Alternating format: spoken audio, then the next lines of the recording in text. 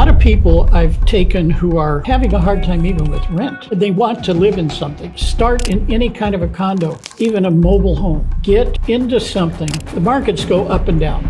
Even if it's going to go down, once you're in the game, you're there. Staying away from destination places, because when times get bad, people don't take vacations. Those places will start dropping. You want to look at what you're going to do with this, especially if you are trying to gain wealth and if you're trying to gain monthly income. It's a completely another way. My first house cost me $24,000. In 3 years, I sold it for $74,000. It was by accident. I just got in the beginning of the market when it was low, and at the end of it, I had 2 kids at that point. From then on, I was bit by the real estate bug. If you really want to live in a nice place, you can't afford it, go out to the other one, find a place, live there, get the gain, and come back. You will give a lot of money. You're very favorable to your waiter or waitress when you go out. You give them a tip, sometimes more than what other people do for good service. And yet, you will try and not pay a commission to a real estate agent who makes you millions. Hey, thanks for tuning in to the 9/10 podcast, where ownership is 9/10 of the law. This week, our guest is a bit of a renaissance man. He's a very successful real estate investor, as well as being one of the best real estate agents in all of Southern California. He's also a bit of a legislator. He developed and designed the Orange County Small Claims Court Advisory Program. He's also an author that literally wrote the book on renters' rights and responsibilities. He was also the host of his own weekly cable TV show called Coping in Today's World. He's also a professor of property management, consumer economics, supervision psychology, and public service administration. And most of all, he's my personal real estate mentor. Everybody, this is Tim Lorenz. So, Tim, in your experience, can regular folks really build wealth with real estate? Absolutely. Even today, they can do that without much problem. The hard part is everybody's concerned with the interest rate. So in order to overcome that, you may have to, we're in Orange County. I'm not sure where the audience would be, but if you're outside of Orange County, you can certainly go to Riverside, San Bernardino County. Even start with something that you're not living in. If you're buying your first piece of property, even if you're buying your first rental property, going outside of this area probably would be better with the higher interest rates, because then you can build wealth and or build higher income. Yeah, I mean, the reason why I ask you that, because you've been so experienced so long in this whole industry, not just as a real estate professional, but also as an investor.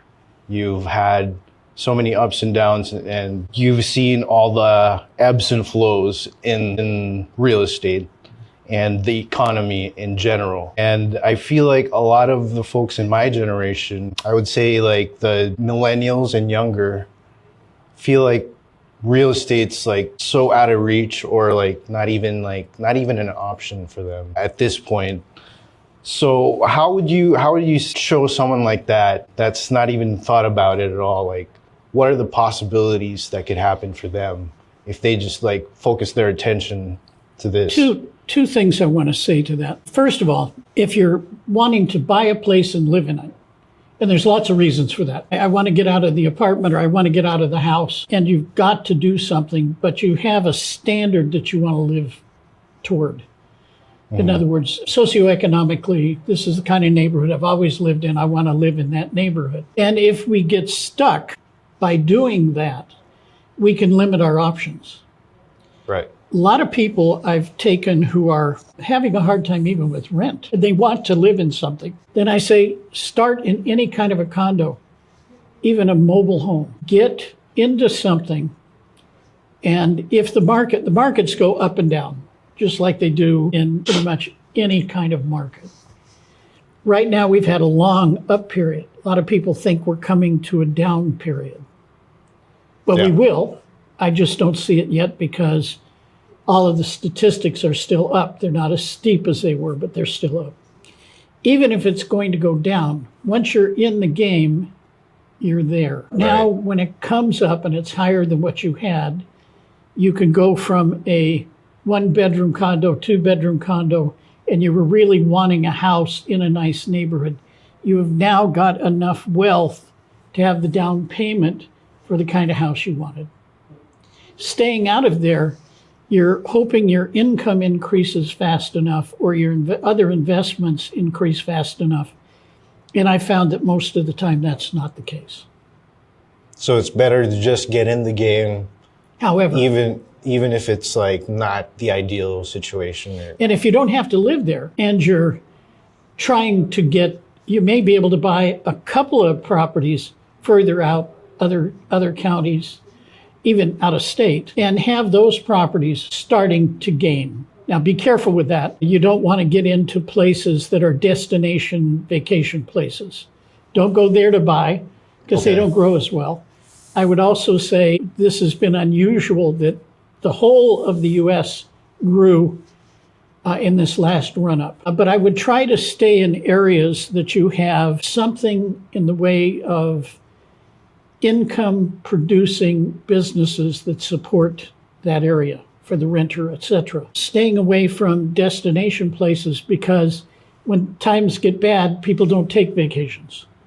So those places will start dropping. You want to look at what you're going to do with this, especially if you are trying to gain wealth, you approach it one way. And if you're trying to gain monthly income, it's a completely another way. Yeah. And so I always set people down to understand which is more important and then talk about the benefits of either one. So it would be completely different strategy if you're looking for something to sustain yourself other than to just like grow for the future, right? So what would you say to someone that's, let's say, 18 years old, just right out of high school? Like, would somebody like that, should they get into the game or? If they can, yes. Really, at 18? At 18. My first purchase was 21. Wow. I was 21. I bought my first house. It was a 3-bedroom, single-story house. Yeah. And we lived in it for 3 years. I added a pool, did the landscaping myself, bought it at that time. I'm an old guy, so just letting you know that. My first house cost me $24,000. Oh my goodness. In 3 years, I sold it for $74,000. Wow, almost on for 50%. I took that and I bought... No, sorry, 300%. 300, yeah. I took that money that I got, I didn't invest it in the next house, all of it. I took and bought a 3,000 square foot house. What happened? Why were you able to get 300% in 3 years? Growth. Markets go up and down. That was another really strong growth period. And I just, to be honest with you, it wasn't wisdom. It was by accident. I just got in at the beginning of the market when it was low. And at the end of it, I had 2 kids at that point. Buy low, sell high, right? Yes. And I did that. And I was like, from then on, I was bit by the real estate bug. And so I bought a 2-story, about 3,000 square foot house. It was built in 1909, which is something I really wanted at that time. That was the second? That's the second house. Craftsman. I would be bit by the bug too if I had 300% 3 years. Yeah. My goodness. It's crazy, but some people think that during the downturn, the mortgage meltdown, 2008, 2009, they got hurt. Well, they only got hurt if they sell. Right. You don't get hurt if you don't sell. You feel hurt. I bought the house, it was this much money.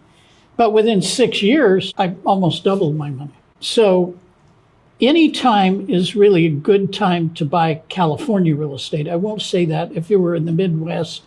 If you were in Nebraska or Oklahoma or something like that, you're more rural and fewer people are looking for properties and are not necessarily looking for growth like we do here. But even there, you can gain in real estate. You have to look at who's attracted to the area. And I don't mean what ethnicity. I'm not talking about that. But what socioeconomic is coming there? What do the businesses support? Is there any growth coming to that area?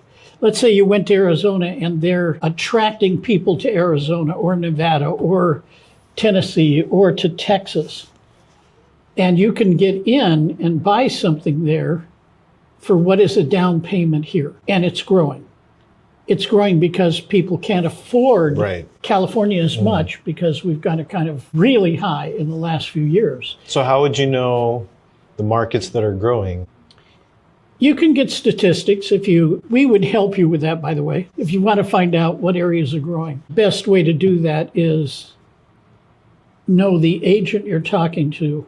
We have access to that because we're in the industry. Now, you want to get a good agent, we have access to the numbers, so we know when it's a good agent. And you start asking them to send you supportive documentation. And that's the way I would do it. Being near a military base is always good. Okay. Near a college is exceptionally good if you're getting small places that you can have college students in. Now, you don't want to put a lot of money. That's not one where you fix it up like you're going to flip it because they're college students. Yeah. No knock on college students, but they live communally a lot, and that's fair. So don't go overboard on what you're putting in there because it has more turnover, sometimes more abuse. Okay. So what would you, for just regular folks that have been renting for the vast majority of their lives, what would you say the difference between owning and renting would be eventually for the big picture in their financial life? Again, I had been renting for about 3 years when I bought my first house. In order to buy the first house, I was living in Los Angeles, in the Los Angeles suburbs, actually. And from there, I bought in an area called Diamond Bar, 30 miles away. It was in the middle of nowhere at that time, but it was a new community. So I did all the right things. If I'm looking for a place, I want to know where the development is happening. Okay, so the Los Angeles metropolitan, the people are always moving. It can't hold all the people in Los Angeles, so it starts to push out. And that push out will go to an end. Where is that end?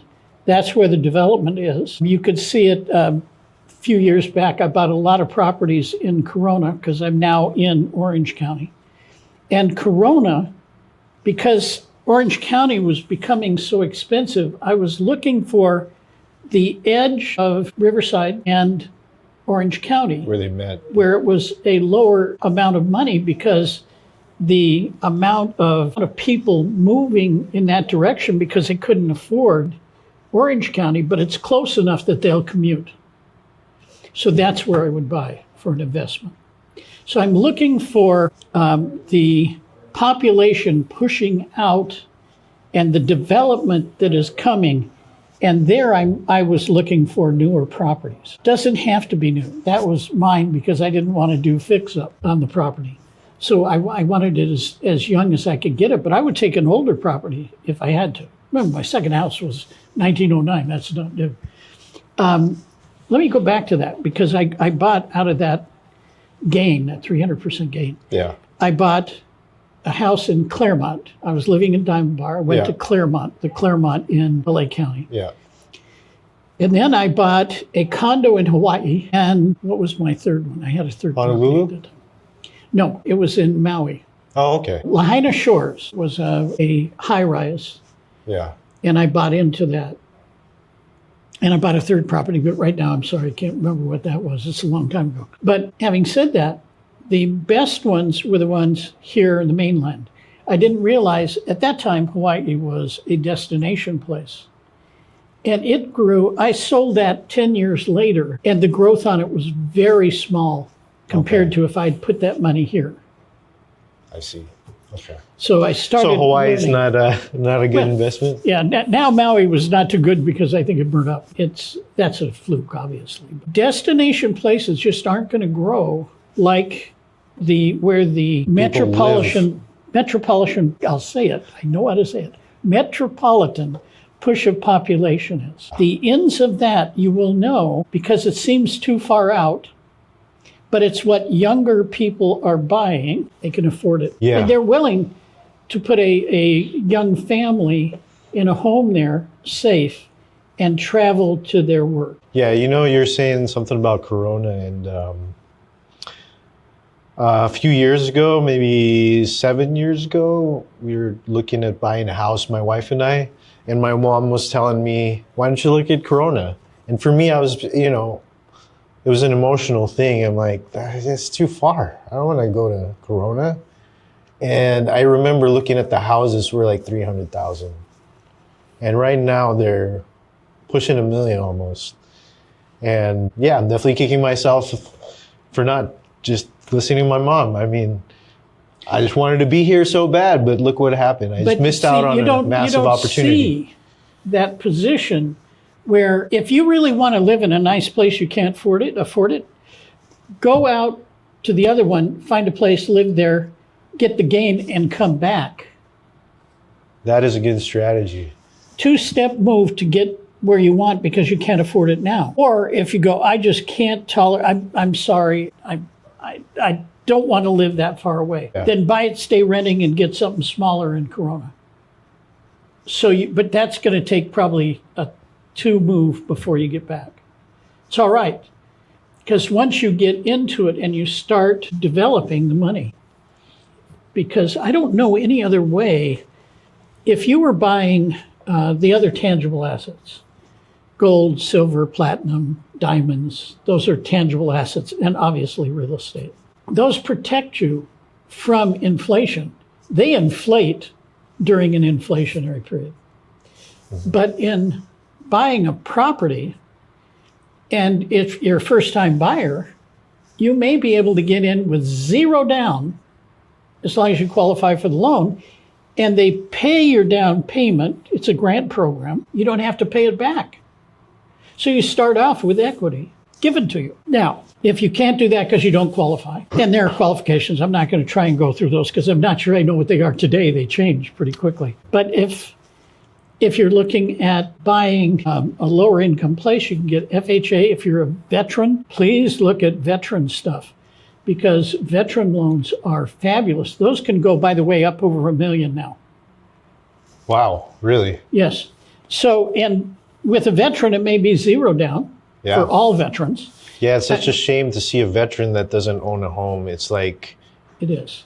Yeah, I mean, I never knew really about all the benefits of being in the military until later in life, and it just made me wish that I joined the military just because of all the benefits.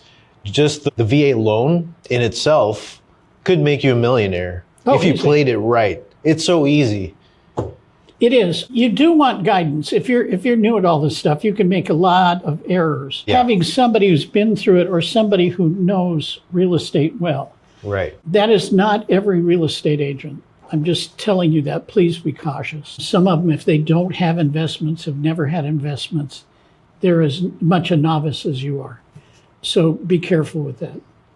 Yeah. So in fact, that the VA loan is such an awesome program that if you don't take advantage of it and you are a veteran, it's such a waste. It's such a shame because, like I said, even when I learned about how good it really is, what it really meant, I was already in my 30s and I thought about joining the military just because how awesome the benefits are in the military. Going back, I also want to say FHA, for people not in the military, is 3.5% down. There are also some just conventional loans that are 3% down. Yeah. And there's always programs out there. And my way of looking at it is try to find a way to get started. You may need help. You may need some consultant time. I know that I give free consulting for stuff like that. And we'd be more than happy to do that by phone. Yeah, I think a really good real estate agent that is really looking out for their customer would be able to help you out and navigate that. Yes, absolutely. Yeah. I would think so. I mean, it benefits the entire market. It benefits the individual you're talking to. And it certainly is a benefit for the individual selling. Yeah. So with all your experience, more than so many decades, if you're 25 again, well, and you're going to start all over, what would you do differently? What would I do differently? Yeah, or how would you go about it this time? Remember, I got in at 21. I would, 21. As I said, it was a fluke. Anybody that accidentally got in 4 years ago or probably got the same bug I have and didn't know how to parlay that into investments. If I were 25 right now and I'm looking at it and I'm going, man, that's a high interest rate. Yeah. I think I should wait. Yeah. I had people telling me that 4 years ago. I'm going to wait for it to come down. And we went 4 years ago in this area, the median price, although it's high, was probably 750. Right now it's $1.1 million. So Wow. how do you make that up? Yeah. You don't wait for it to go down. You want to ride. This is an expression of one of my clients. He came up with it, but I've used it ever since. I want to ride the equity express. When the Yeah. equity is climbing, I want to be in. Yeah. Even if the equity is going down, and we're not there yet, but let's say the market just quickly, it changes on a dime, that it's not a surprise if you hear it tomorrow, oh my God, it all dropped off. There's no indicators of that, but if it did, that's how quick it changes. It's just bang, it's the other direction. I'm going to wait probably 3 months and I'm in and I'm buying everything I can because the prices are driving down. When they're driving down, you can do, that's what everybody's waiting for. But to wait for that, you'll be trying to look at a down price of $1.5 million.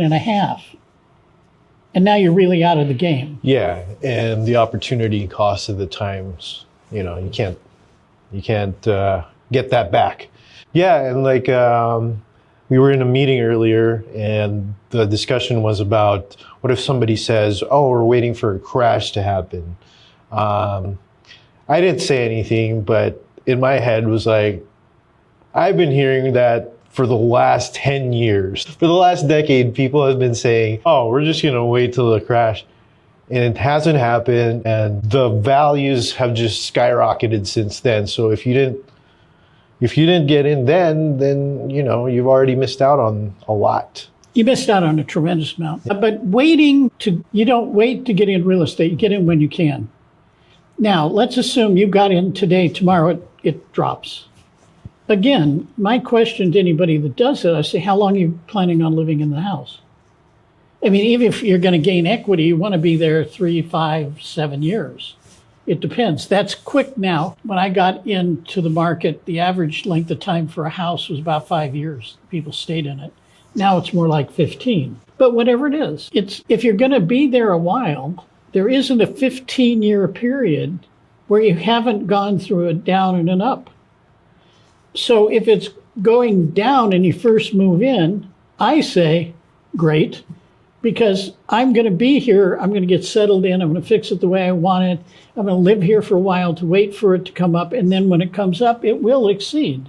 Because the actual trajectory is always up. Be more. I mean, there are some slips down, Right, but they're right. constantly climbing. But At least the big picture is always, yeah. it has been. I mean, anything can happen. I just have never seen it in my lifetime. But this is California, Yeah. most beautiful place in the whole country. So there you go.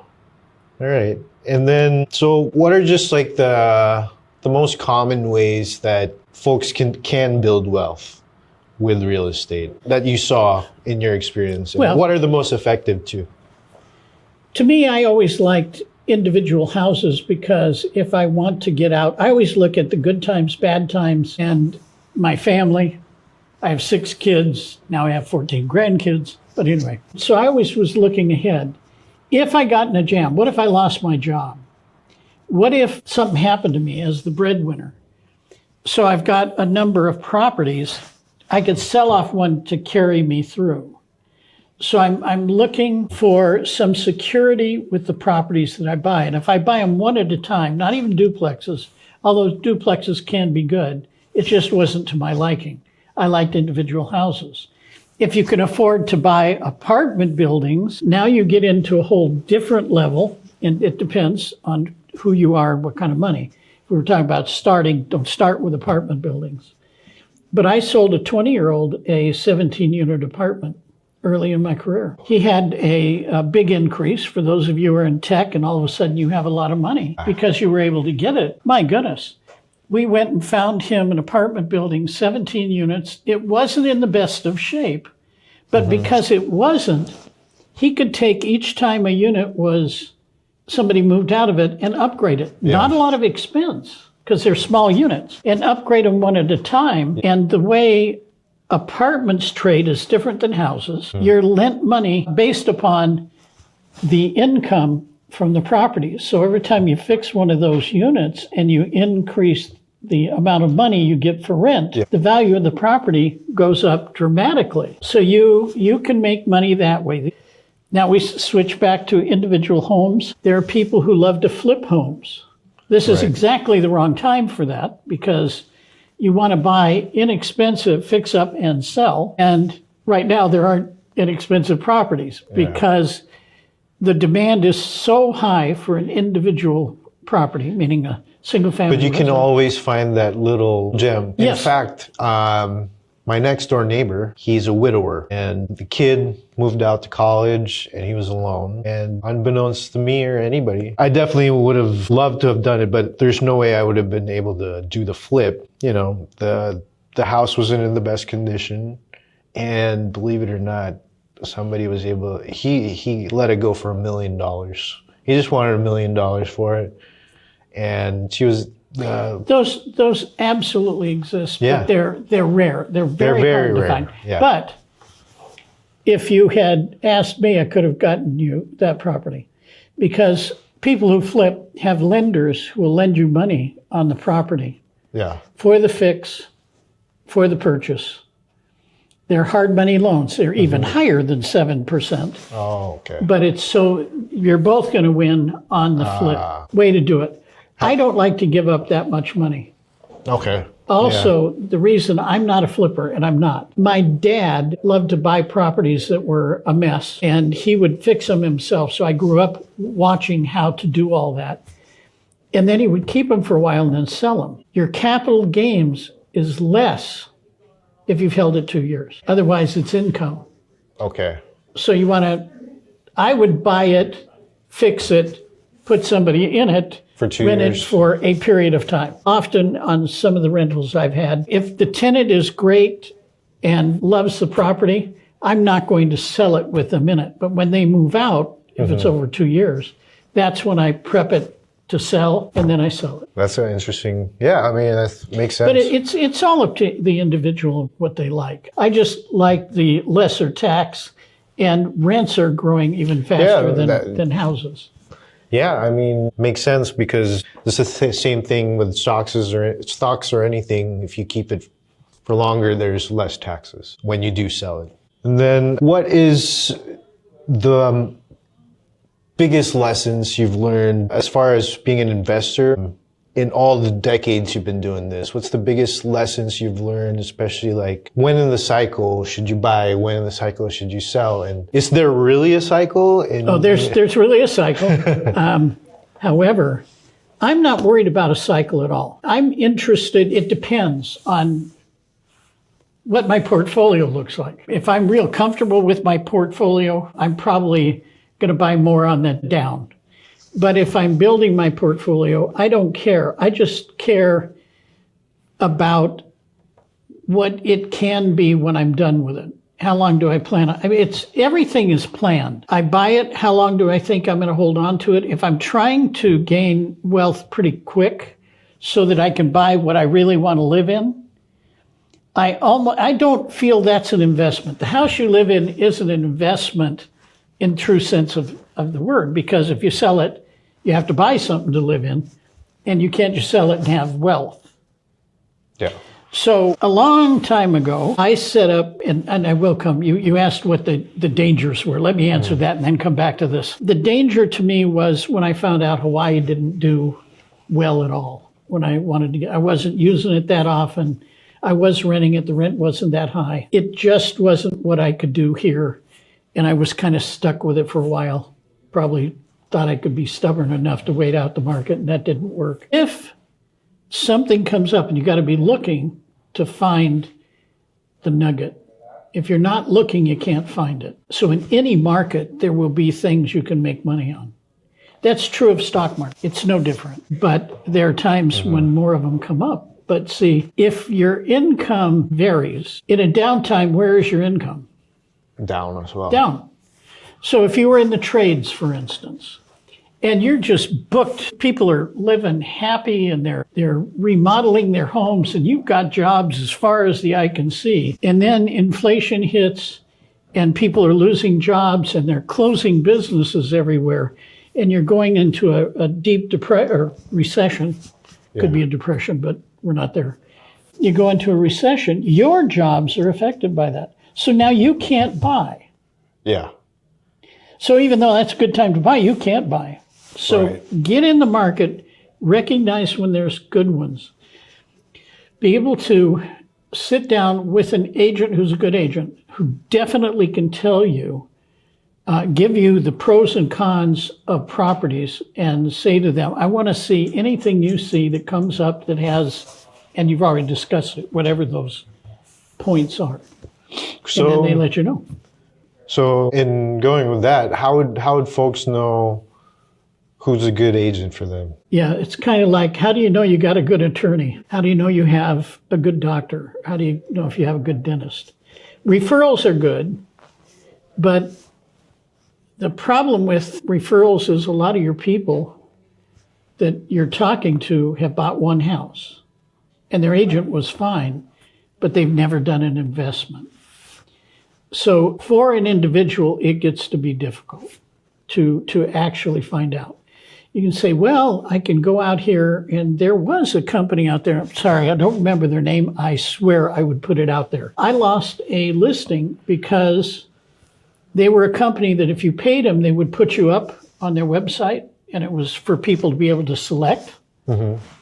I didn't even know they existed, so I didn't pay them to put my name up. I had sold a piece of land for a friend out in Apple Valley for $37,000.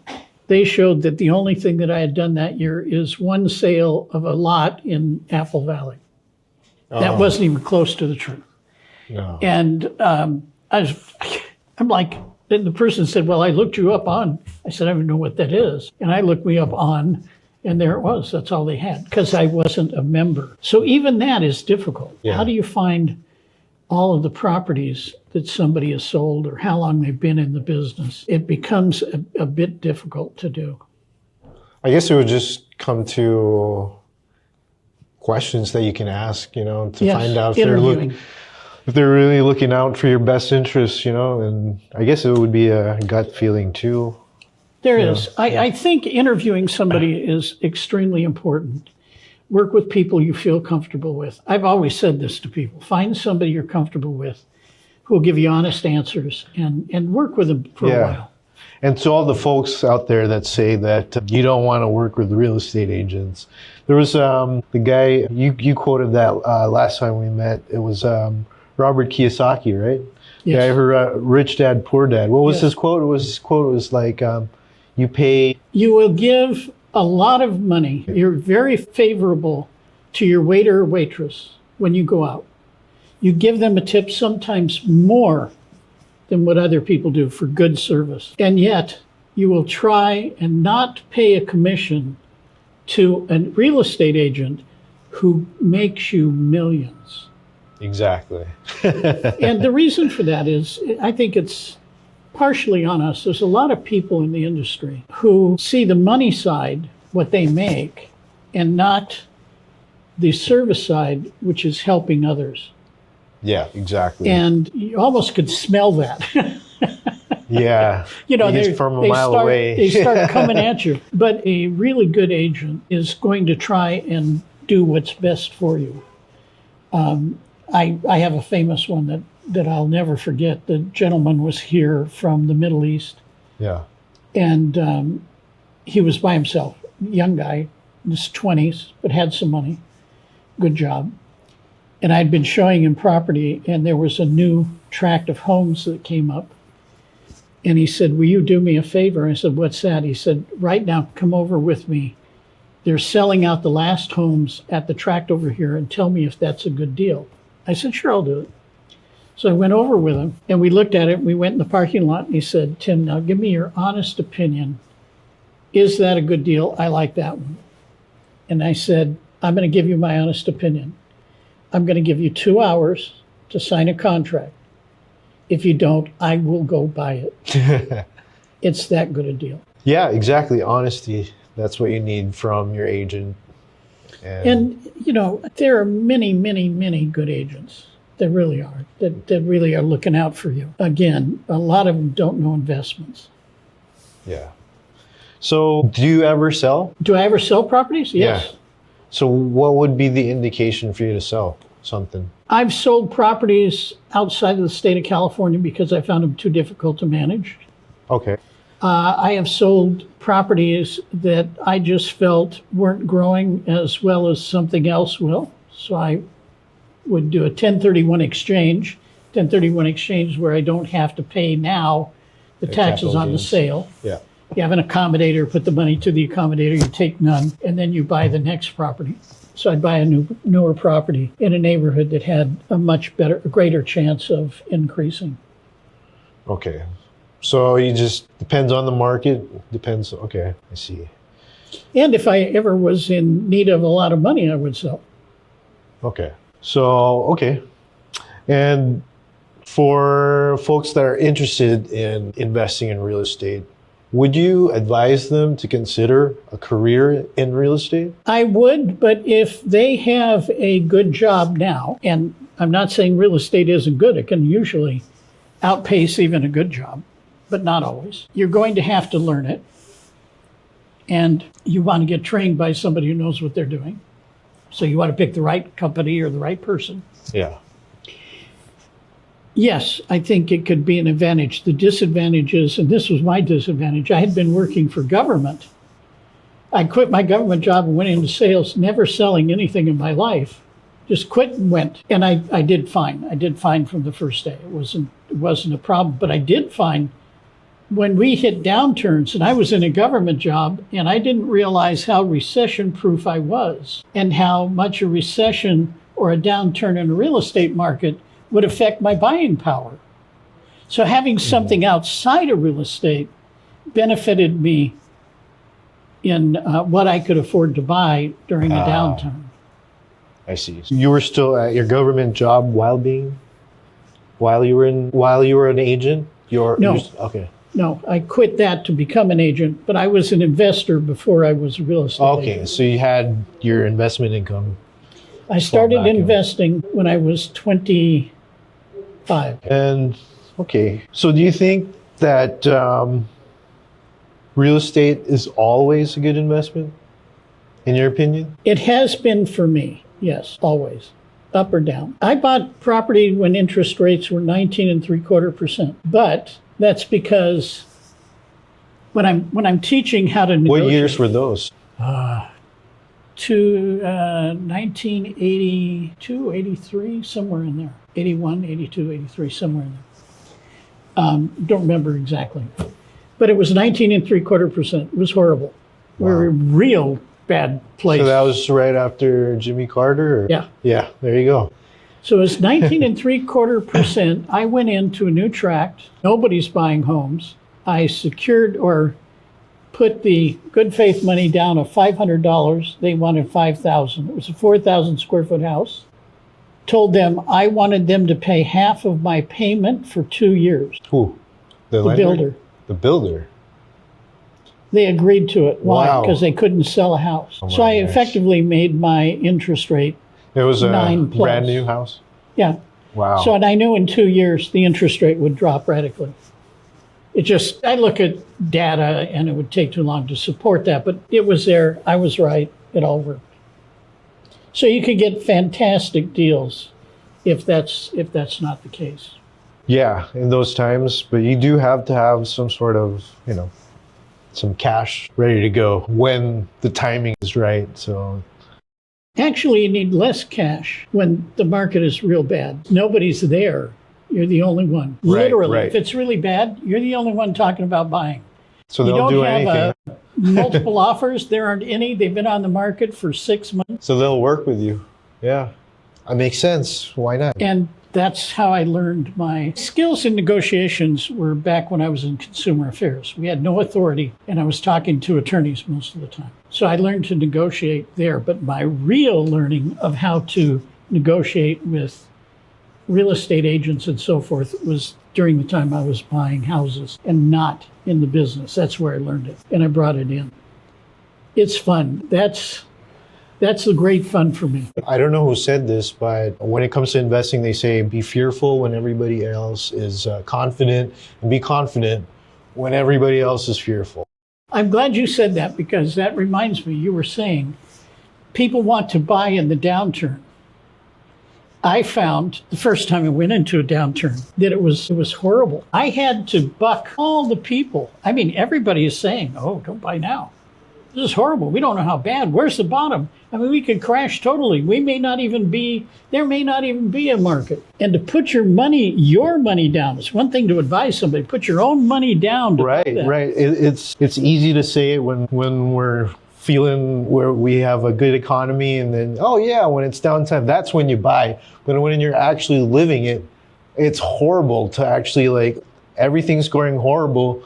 I'm going to put all this cash into it right now? Really? Your body doesn't want to do it. And even though you may have said that all your life, you get to that point and you go, this is what I'm going to do. I hope this works. Yeah. And then doing it, you get stronger and stronger. The leap of faith. So definitely. Anybody who says they want to wait until it's downturn, I will bet you they back out almost instantly. It's like, I can't do this. I'll it's wait. a leap of faith for sure. Wait until it starts to come up. So those who are saying I'm going to wait are always saying that until they move. And once they move, too late. The blessings from that, the amount of money that you can make just owning a house, even if you just sit there. Yeah. But if you really want to get wealthy in real estate, and I've told this to young people all the way along, you can buy one house, never take a second on it, pay it off, and just sit there. You'll be wealthy in California. Yeah. And then do your other investments from anything else, but pay off your mortgage. You'll be surprised how much money you can make on that. It's gold. That's why they call it the Golden State. And I really feel it. Everybody from every state would like to come here. And yeah. Folks in the Midwest, they go snowmobiling. True. Yeah. Well, we can go. Yeah. What, an hour and a half? Yeah.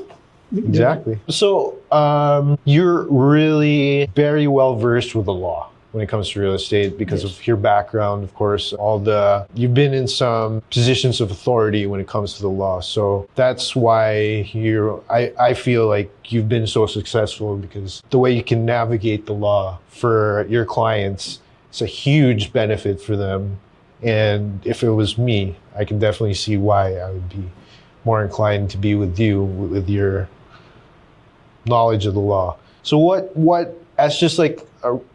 the most basic, most important things, just like knowledge that folks need to know about the law to start, with real estate? What's the most? If you're investing, you really, really need to know landlord-tenant, at least cursory, read about it. There are lots of pitfalls that a landlord can fall into. If you have a bad tenant, you can't go remove their front door till they pay you. You can't shut off the utilities until they pay you. I mean, you will have a world of hurt if you do that. And lots of people helping them. You can't throw people out of a house. We've heard it recently about where people have taken over a house and then live there, and in other states as well as California. That's, by the way, that's not new. I've heard about that 30 years ago, 40 years ago. Oh my gosh. So squatters, right? Squatters, yes. But if you know also the attorneys, you want to get always an attorney that actually does almost only handles eviction if you're a landlord, because they're going to keep you out of trouble with that. Then you don't have to know it all. You just call them and say, and they're not really prohibitively expensive. But if you go to a corporate attorney, an attorney that you've known in the family that does criminal law, they don't understand it. And I've heard people say it could take 6 months to get somebody out of a house. Not really. Maybe 30 days. Okay. If it went bad. Yeah, I mean, here in California, being a being a landlord myself, it's just the common knowledge that, you know, like the renters have more rights than the landlord. And I used to teach a class at the college level yeah. when I was selling my book, and it was on renters' rights and responsibilities. And All right. Your book was about landlord tenant. yeah. It's not in print anymore. I'm not pushing my book. But it was interesting because literally after I was done, people would line up on my right, and those would all be tenants. On my left, all landlords, both of them saying the law supported the other one. And there are some areas I think it's gone a little further, and it is a little bit more supportive of tenants than it has been in the past. But even so, just know or get advice. I don't know that you have to know landlord-tenant law, but you need to know where to get the advice. Don't just go operate, go do something. Check first. How much notice do I have to give? Don't just ask your friend down the street or somebody who has three properties. Call somebody who understands the law. Okay. Well, for self-research, how would you go about doing that? Like, how would you... Just ask we the don't questions. have the book. You can ask the questions and I mean, although it was well written, and there were two of us on this project, I knew the law, he was the writer. So it's well written. Because of Lenny. Leonard Castle was the co-author on it, which means it's easy to read. Law is not necessarily easy to read, but it's easy to understand. Maybe so if you Google the problem, California law on increasing rent, California law on... Maybe we should get your book out there again. It'd be real helpful. Yeah. Yeah. I should think that over. I've done it for... Because, you know, we could get it on Kindle and stuff. You don't even need physical copies anymore. But yeah, that would definitely be helpful for me. I would definitely need to know all the laws that are applicable to my business. And so right now, definitely a lot going on in the country, in the economy. Where do you see real estate in California, in the USA, and in the world in the next 5 years? 5 years from now? Yeah. It's up. Up everywhere. Yeah. Yeah. That's 5 years from now. Yeah. Just don't ask me this year and next year. Yeah. But overall, it's just, there's no way. Yeah, barring some, earth-shattering catastrophe. What would that be? World War III? Yeah. Earthquake that takes half of California and dumps it in the ocean? Really huge. A total depression. Even then, 5 years, you should be out of it. Okay. So that's why I say 1 or 2 years may be a bit more difficult to navigate. So yeah, listening to you, it seems like there's no way to fail with real estate. You just got to get in the game. It sounds like the only way to really fail is to not get in the game. Not getting in the game is a way to absolutely make sure that you're... If I could have talked to everybody at COVID, when everybody said, we're not selling, you can't buy, you can't go into anything, it was my team that first had people out doing virtual open houses almost immediately. And it was a boom year.